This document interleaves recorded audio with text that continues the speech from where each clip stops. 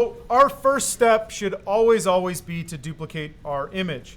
So in this, we click Command J, which gives us a legacy protection. We're not editing that background layer, we're editing this top layer. So, if we do something, really silly, right, it's no big deal. We can just delete that and start over if we need to. And we always have a frame of reference that we can draw from. Okay. So again, as I sort of alluded to first, my process starts with cropping and then dodging and burning. I don't need to crop anything on this image because we got it right in camera, right? Our position looks good as far as like being pretty even on like the whites of her shirt. So I'm essentially gonna leave this. If I were to crop essentially anything here, I might bring it in just a little bit to make it a little bit more centered, but her face is so centered in there that I'm just gonna leave it alone, okay? So no cropping needed, and let's go straight to dodging and burning. Now, there's a lot of ways to dodge and burn. Remember, we practiced dodging and burning earlier in the year using levels adjustments where we did, curves adjustments, where we added a highlight and then a shadow, and then we edited those two independent of each other. Now, I very recently learned a very good technique for quickly adding dodging and burning, and it essentially looks like this. We hold down the Option or Alt key on our computer, and then we click the Create a New Layer button. When we do that, this dialog box will pop up. We can then change the mode of our new layer to what's called a soft light layer. And if we fill this with a soft light neutral color at 50% gray, which again, we're just checking that box, this will give us a very nice layer here where we can do dodging and burning on the same layer. So again, to do that, we hold down Option, we click the plus sign, we change our blending mode to soft light, and then we make sure we're filling that with a 50% gray, okay? So when we do that, now all we need to do is use a black or white brush painting on a gray layer mask, and it will shine through. So I'm gonna grab my brush, I'm gonna do a very low opacity of 5 or 10%, and I'm gonna have a flow of like 80 to 90%, okay? And then I'm gonna grab my brush, B on my keyboard, and I'm going to make it very soft. So I'm gonna hold down Shift and then bracket left. And now where I paint white, it will dodge. Where I paint black, it will burn. So I'll hit D and then X, and I'll keep my finger on the X key so that I can dodge and burn wherever I go, okay? So here we go. So I'm gonna dodge this cheek feature here. I'm gonna hit X, and then I'm gonna burn there, and then I'm gonna dodge here. Right, very subtle change is dodging and burning, right? We're not trying to do anything drastic. We're essentially trying to even out skin tone before we add in frequency separation, okay? I'm gonna try and go pretty quick just because time. So I'm gonna darken this side over here. Darken the collarbone area. Kind of try to accentuate features that are already there, not try and create things that are brand new, right? So we're just trying to even things out, even out the transitions between light and dark, right? If there's a very aggressive transition between a light section and a dark section, we want to even those things out, okay? Now real quick, there's our before and after.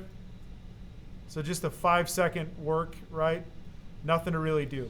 I know it doesn't look the best, right? I'm not exactly trying to recreate things, just trying to give you examples here. Okay, so that is, that's dodging and burning. Next, I will focus on hair. Now, I use a retouching panel, which actually I don't know if this will show up. Oops. So I use a retouching panel, I'm not sure that I can get this to you guys, but if I can, I will try. We'll probably do that at the end of class here. I'll try and give you this retouching panel. Because what it does is it's made Photoshop actions on this very attractive, easy to use. Yeah, we push a button and then it runs through a PSA, a Photoshop action. So for example, if I click hair highlights here, it's going to give me, it's going to do a whole bunch of steps here and then add it there. Let's delete that real quick and try again. I'm going to click hair highlights. So now I'm going to paint white on this black layer. Okay? And in doing so, it's going to reveal those highlights. Again, I'm using very low flow, very low opacity. Well, relatively low flow, but very low opacity. I'm at 5 and 80. Okay. And this is just, I'm going to come in. It's essentially dodging and burning, but just for highlighted areas. Okay. So yeah, on hair specifically. Now, her hair is very dark, and this was somewhat of a dark image to begin with, right? But there we go. There's kind of our B&A, right? Not a big change, but enough when you look at the overall picture here, it's going to be significantly improved, okay? Next up, I'm going to do eyes. Now, in this case, we have two catch lights. We want to remove one. So we're just going to darken the one on the left, and then we're just going to brighten the eyes a little bit, okay? Now let me show you where we can go wrong here. And again, I use this retouching panel. I can just click the eyes there. Essentially what I would be doing is effectively dodging and burning, but the eyes. So here I've got two sections. I've got this bottom one where I'll paint this white where it says clean whites here. And then I'm going to darken here and then lighten here. Okay. So let me show you like a kind of a faux pas, and something you don't want to do is over whitening the whites of the eyes. It looks like, and it's very easy to kind of get run away with, right? But it's sort of a telltale feature of really bad retouching, okay? Even if I come in here with a very sharp brush or a very precise brush, your eyes are naturally imperfect, right? You've got red crap in them. You've got contacts on, all those kind of things. Yeah, and goop and whatever else is in your eyes, right? So when we do this, it just looks super, it looks, Kardashian level fake, right? Right? You don't want to do that. You just kind of want to clear up and even things out, okay? So I'm going to delete that and then just try again real quick. Again, I love my retouching panels just because they're so easy to use. They do a whole bunch of steps for me with the click of a button. Super nice. Yeah, it's very nice. Okay, so let's do this sort of the right way, okay? So I'm going to use a little bit of a harder brush, maybe a little bit smaller, but I'm only going to run over this just a little bit, right? And actually on the left here, I know that I want this darker anyway, so I'm not really going to go to just absolutely crazy. Remember, you can hold down spacebar when you're zoomed in to help you navigate. Spacebar, click and drag. Nice way to go. Okay, so real simple. Let's turn this on and off just so we can see the difference, right? It's very subtle difference, right? We're just trying to even things out a little bit. There we go, okay? Now we sort of move away from that, like, yeah, and we'll just leave it. We'll just leave it there, okay? All right, next up, we want to sort of make this sort of more clear through here, okay? Now, there's a neat feature with this particular retouching panel. You can change the color of the eyes here. I'll turn my opacity up super high, right? We can change the color of the eyes if you want to, but I don't want to just because, these were not that type of image to begin with, so we're not really going to do that, okay? So, but what I am going to do is darken the darks and lighten the colors a little bit, just to make them pop a little bit here. So this is telling me paint with a dark brush. So I'm going to use my black brush here, and I'm going to go to just 50% opacity, just so you can see the difference here, right? We're going to try and bring back in a little bit of the pupil area, and we could eventually get rid of that whole catch light there, but it makes her look like she just came from an eye exam. We're not really trying to do that. So we'll go to, again, relatively low opacity, low flow. I'm at 10 and 80 here. So I'm just going to kind of build up that. And then I'm going to darken the dark parts out here. And then make my brush pretty skinny. And she didn't have on, what's that called? Eyeliner? She didn't have on eyeliner, but we're going to kind of just make that a little bit darker there, okay? I'm going to come to the lighter section here. I'm going to hit X on my keyboard to get back to my white brush. And we're just going to brighten up the brighter parts.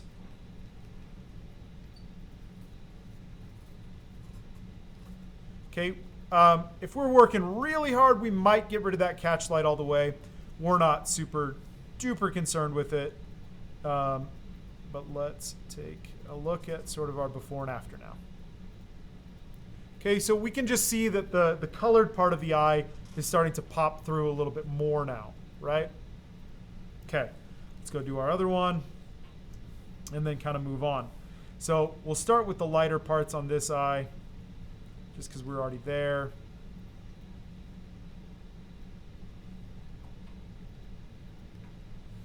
And then we'll move to the black. We change our brush to a dark brush, give it a couple strokes, kind of help to bring in the blacks of the pupils there. That's the pupil, right? The black spot? Yeah. Okay. We'll kind of even those things out there. Okay. Now we'll zoom out. Take a look. We probably need to lighten up that left eye a little bit more. But overall, pretty decent change. Okay, I'm going to move on just for the sake of time in showing workflow. So that is now eyes and hair, dodging and burning are done. Okay, so I'm going to group these together real quick just so we can see our difference so far. We haven't begun to touch or blend skin, but we're well on our way, doing okay. Okay. So there we go. There's eyes done. Next up for me, I do skin. Now, I've taught you the Gaussian blur method of frequency separation, which is one of the more popular versions, right? We essentially get to this point. We increase our radius of our pixels on our blur until we cannot see. Whoa, hang on. It's, sorry, give it a little time to buffer and catch up. Whatever, I'm just going to click OK so we can, right, so there we go. We essentially create a blur layer so that we can blend those textures together. Okay, so I'm going to work on my high frequency layer, and I'm going to use my healing brush and my clone stamp brush, right? Remember our healing brush, keyboard shortcut is J for all of them. My clone stamp is S for the clone stamp. Now, we start kind of with the most egregious ones first, right? So I'm going to hit J, and I'm going to sample where I have a known good skin patch. And then I'm just going to get rid of this. Now, you'll see that it still is sort of remaining pink because we're working on frequency separation, meaning that we're not editing the color below, just the texture on top.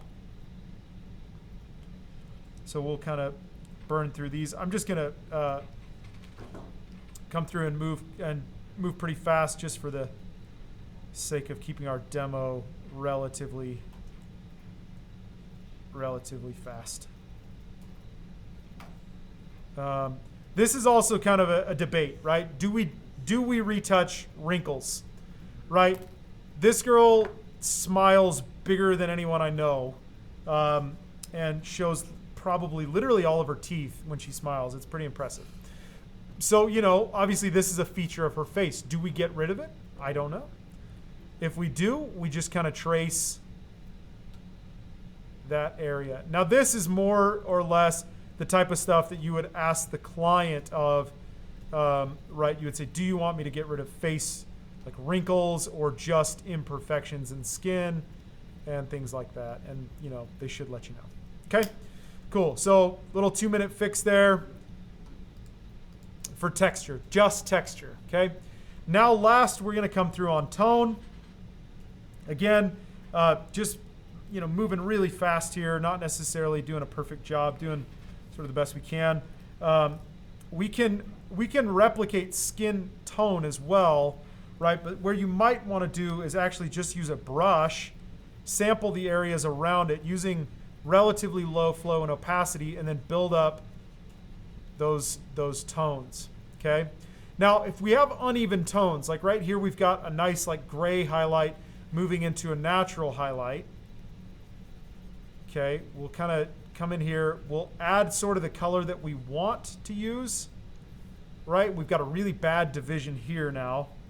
I was using a very hard brush. Let me change that. Oh, let's just Command Z. Let's just undo that. Let's get back. There we go.